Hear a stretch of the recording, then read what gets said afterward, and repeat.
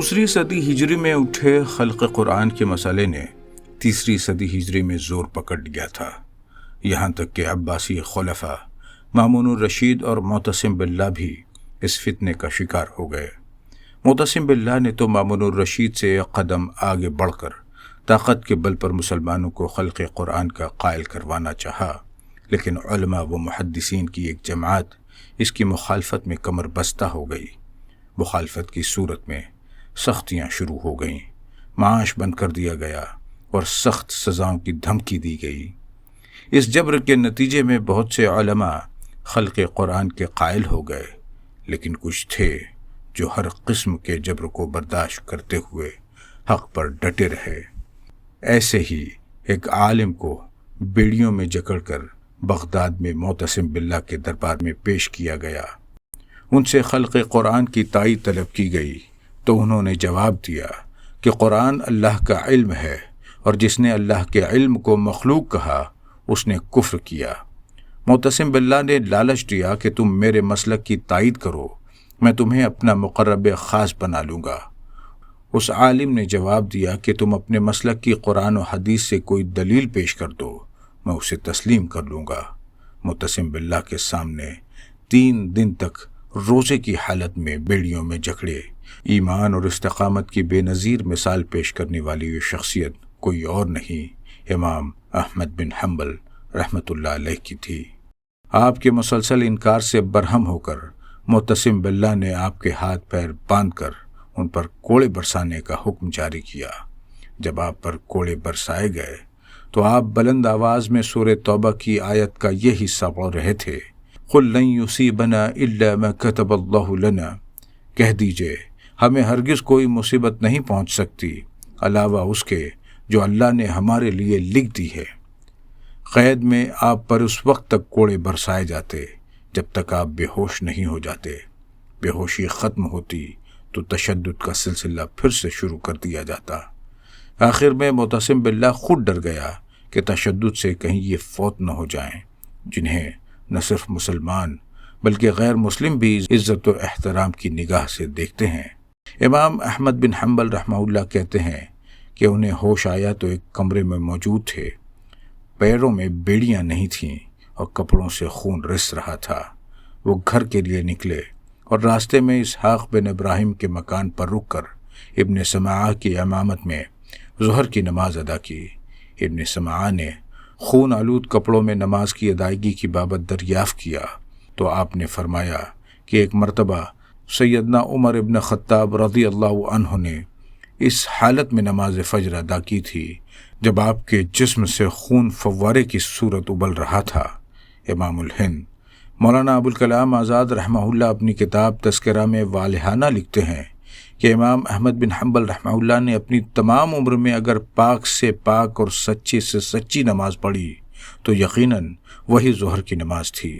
ان کی تمام عمر کی نمازیں ایک طرف جو دجلہ کے پانی سے پاک کی گئی تھیں، اور وہ چند گھڑیوں کی عبادت ایک طرف جس کو راہ ثبات حق میں بہنے والے خون نے مقدس و مطہر کیا تھا۔ اگر یہ ناپاک ہے تو دنیا کی تمام پاکیاں اس ناپاکی پر قربان۔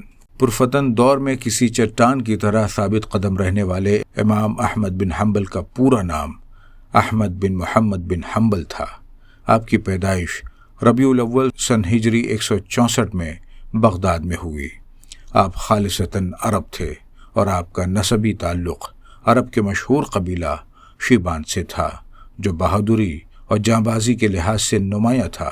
آپ کے والدین نے آپ کی ولادت سے کچھ عرصہ قبل خراسان سے ہجرت کرتے ہوئے نو آباد شہر بغداد میں سکونت اختیار کی تھی۔ آپ کے والد محمد بن حنبل فوج میں سپاہی تھے۔ امام احمد بن حنبل 2 برس کی عمر میں ہی یتیم ہو گئے اور آپ کی پرورش و نگہداشت کی ذمہ داری آپ کی والدہ صفیہ بنت میمونہ پر آن پڑی۔ بغداد میں ابتدائی تعلیم کے بعد 15 برس کی عمر میں امام احمد بن حنبل نے حدیث کی تعلیم حاصل کرنے کا آغاز کیا اور اپنے استاد سے 3000 سے زائد احادیث پڑھیں۔ آپ نے امام ابو حنیفہ رحمہ اللہ کے شاگرد قاضی ابو یوسف رحمہ اللہ کی مجالس سے بھی فیض حاصل کیا۔ بعد میں سفیان بن عیینہ، یحییٰ بن سعید، وکی بن جراح جیسے کبار علماء سے بھی فیض حاصل کیا۔ اس کے بعد آپ امام شافعی رحمہ اللہ کی شاگردی میں آئے۔ امام احمد بن حنبل رحمہ اللہ کا علم حاصل کرنے کا شوق صرف بغداد تک محدود نہیں رہا، بلکہ آپ نے اس ضمن میں بے سر و سامانی کے عالم میں کوفہ، بصرہ، یمن، حجاز، شام، رے اور عراق کے تھکا دینے والے اسفار کیے اور وہاں موجود محدثین سے علم حدیث کی تعلیم حاصل کی۔ سن ہجری 199 میں امام شافعی رحمہ اللہ دوسری مرتبہ بغداد آئے تو امام احمد بن حنبل نے آپ سے کہا کہ اگر آپ کے پاس حجاز، شام یا عراق سے کوئی صحیح حدیث موجود ہو تو مجھے مطلع فرمائیں۔ میں ان حجازی فقہا کی طرح نہیں ہوں جو اپنے شہر کے علاوہ دیگر بلاد اسلامیہ میں موجود احادیث کو غیر مصدقہ سمجھتے ہیں۔ امام احمد بن حنبل کی زندگی نہایت سادہ رہی ہے اور ان کی زیادہ تر ایام تنگ دستی میں گزرے۔ یہ تنگ دستی امام احمد بن حنبل کا اپنا انتخاب تھی، ورنہ زمانہ طالب علمی ہی میں عباسی خلیفہ ہارون الرشید نے آپ کو یمن کا قاضی بنانے کی پیشکش کی تھی، لیکن آپ نے اس سے انکار کر دیا تھا۔ بعد میں آپ نے ساربانوں اور بار برداروں کی ملازمت کرتے ہوئے یمن کا سفر کیا تاکہ وہاں کے محدثین سے حدیث کا علم حاصل کر سکیں۔ آپ کے فقر اور توکل کے کئی واقعات ہیں کہ عقیدت مند ان کو نذرانے یا تحفے پیش کرتے تو آپ قبول کرنے سے انکار کر دیتے اور ان کے لیے دعا فرماتے۔ آپ کا ہی قول ہے کہ میرا وہ دن خوشبوؤں سے لبریز ہوتا ہے جب میرا ہاتھ خالی ہو۔ ایک اور قول ہے، آخرت کے کھانوں اور لباس کے مقابلے میں دنیا کے کھانوں اور لباس کی کیا حیثیت ہے، اور دنیا کی زندگی تو چند روزہ ہے۔ امام شافعی فرماتے ہیں کہ امام احمد بن حنبل نے مصر میں ان کے پاس پہنچنے کا ارادہ ظاہر کیا، تاہم کسی وجہ سے نہیں پہنچ سکے۔ شاید اس کی وجہ مالی تنگ دستی تھی۔ نوجوانی میں امام احمد بن حنبل کہا کرتے تھے کہ کاش میرے پاس درہم ہوتے تو میں جرید بن عبد الحمید سے حدیث سننے کے لیے رے چلا جاتا۔ امام احمد بن حنبل کا خاندان آغاز ہی سے عباسی تحریک سے وابستہ تھا، لیکن آپ عباسی خلفاء سے دور دور رہے، بلکہ معتصم باللہ اور واثق باللہ نے تو خلق قرآن کے مسئلے میں امام احمد بن حنبل پر ظلم و ستم کی انتہا کر دی تھی۔ واثق باللہ کے بعد خلیفہ بننے والے متوکل باللہ نے جب آپ پر نوازشات کی بارش کرنی چاہی تو آپ نے فرمایا کہ ان نوازشات سے بہتر تو وہ جور و ستم تھے جو گزشتہ عباسی خلفاء نے مجھ پر روا رکھے تھے۔ مشہور عالم حدیث امام ابو بکر البیہقی رحمہ اللہ لکھتے ہیں کہ امام احمد اپنے چچا اور بیٹے کے پیچھے نماز پڑھنے اور ان کے گھر کھانا کھانے سے گریز کیا کرتے تھے۔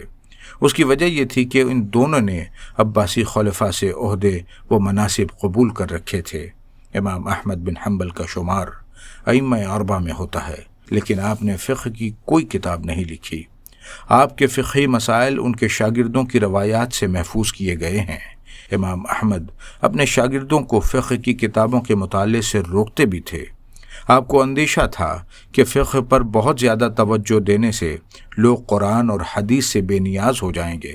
آپ عقائد و احکام میں قرآن مجید کو فوقیت دیتے تھے۔ خلق قرآن کے مسئلے میں شدید جبر برداشت کرنا اور قرآن کو مخلوق ماننے سے انکار پر ثابت قدم رہنا اس کی ایک مثال ہے۔ آپ کو ہزاروں احادیث یاد تھیں، لیکن آپ کے یہاں احتیاط کا یہ عالم تھا کہ آپ احادیث کتابوں سے دیکھ کر پڑھتے اور زبانی روایت سے گریز کرتے تھے۔ آپ سنت رسول اللہ صلی اللہ علیہ وسلم پر سختی سے عمل پیرا تھے، خلاف سنت افعال پر برہم ہو جاتے اور ایسی نشست و برخاست سے دوری اختیار کر لیتے تھے۔ آپ اکثر دعا فرماتے تھے، اللہم امتنا علی الاسلام والسنہ، اے اللہ ہمارا خاتمہ اسلام اور سنت پر فرمانا۔ خلق قرآن کے معاملے میں برسائے گئے کوڑوں کا اثر امام احمد بن حنبل رحمہ اللہ کی صحت پر تمام زندگی رہا، جس سے آپ پیرانہ سالی میں بہت کمزور ہو گئے تھے۔ 241 ہجری کے ماہ ربیع الاول میں آپ مرض الموت میں مبتلا ہوئے۔ خلیفہ المتوکل باللہ نے اپنے خصوصی طبیب کو آپ کے علاج کے لیے روانہ کیا، لیکن آپ نے اس سے علاج کروانے سے انکار کر دیا۔ 9 روز بستر مرگ پر رہنے کے بعد 12 ربیع الاول 241 ہجری کے روز اس دنیا سے رخصت ہوئے۔ اس وقت آپ کی عمر 77 برس تھی۔ آپ کے جنازے میں لاکھوں افراد نے شرکت کی۔ 20ویں صدی کے معروف مصری محقق و مصنف محمد ابو زہرہ مصری نے یہ تعداد 8 لاکھ بتائی، جبکہ دیگر روایات میں اس سے زیادہ تعداد کا ذکر بھی ملتا ہے۔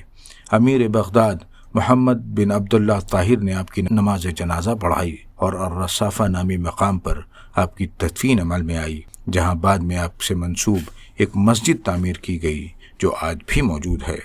آپ کی وفات کے دن ہزاروں کی تعداد میں عیسائیوں اور یہودیوں نے اسلام قبول کیا تھا، جسے دیکھ کر بغداد کے علماء نے وہ قول کہا تھا جو آج تک مشہور ہے کہ بیننا و بین القوم الجنائز، یعنی ہمارے اور دوسروں کے درمیان جنازے ہی تو فیصلہ کرتے ہیں۔ مرض الموت میں امام احمد بن حنبل نے اپنی وصیت لکھوائی تھی، جسے محمد ادریس زبیر نے اپنی کتاب فقہ اسلامی ایک تعارف ایک جائزہ میں نقل کیا ہے۔ آج سعودی عرب، قطر، متحدہ عرب امارات میں موجود مسلمانوں کی اکثریت فقہ حنبلی پر عمل پیرا ہے۔ اس کے علاوہ بحرین، شام، عمان، یمن، مصر، عراق و اردن کے علاقوں میں بھی فقہ حنبلی کے ماننے والوں کی قابل ذکر تعداد موجود ہے۔ ایک اندازے کے مطابق دنیا کے 5% مسلمان فقہ حنبلی پر عمل پیرا ہیں۔